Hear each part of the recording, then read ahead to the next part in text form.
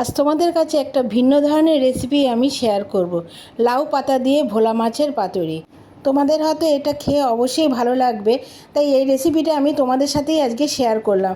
এটা ভোলা মাছ কেন, যে কোনো মাছ দিয়েই তোমরা এই পাতুরিটা করতে পারো। প্রথমে আমি কয়েকটা পিস ভোলা মাছ নিয়ে নিয়েছি। অন্যদিকে একটা কড়াইয়ের মধ্যে সামান্য তেল দিয়ে তার মধ্যে আমি কয়েকটা জিনিস ভেজে নিয়েছিলাম। একটা বড় সাইজের পেঁয়াজ, একটা বড় সাইজের টমেটো, আদা, কয়েক কোয়া রসুন, কাঁচা লঙ্কা, দুটো শুকনো লঙ্কা।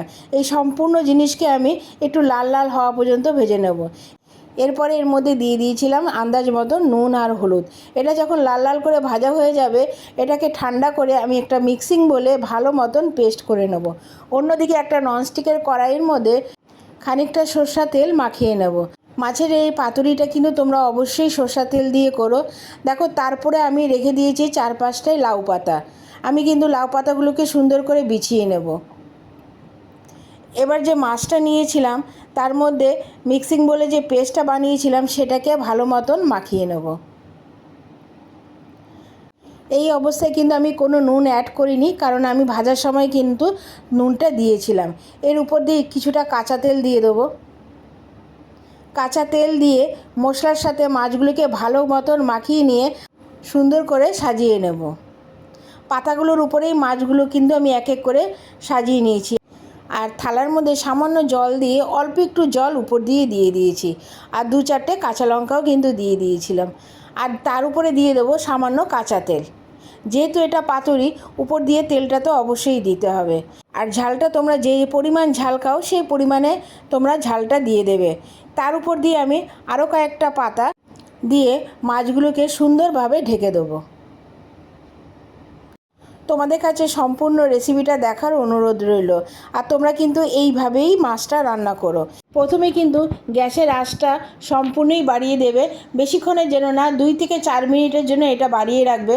তারপরে গ্যাসটা কিন্তু সম্পূর্ণ কমিয়ে দেবে।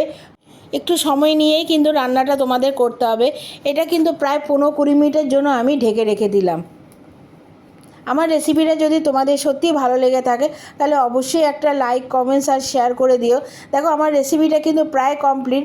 যখন দেখবে উপরের পাতার কালারটা একটু কালচে হয়ে এসছে, তাহলে মনে করবে মাছটাও কিন্তু কমপ্লিট হয়ে গেছে। এবার দেখো, আমি গ্যাসটা বন্ধ করে দিয়ে এক এক করে উপরের পাতাগুলো তুলে ফেলবো।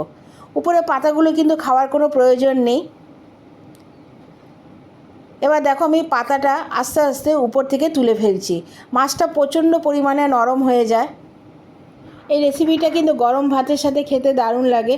তোমরা বাড়িতেই অবশ্যই একবার ট্রাই করো আর আমাকে কমেন্টস করে জানিও যে এটা কেমন হলো খেতে।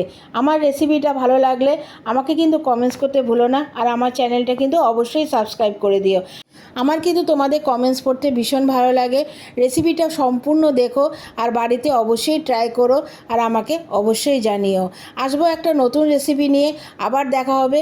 তোমরা ভালো থাকো, সুস্থ থাকো। এখনের জন্য টাটা।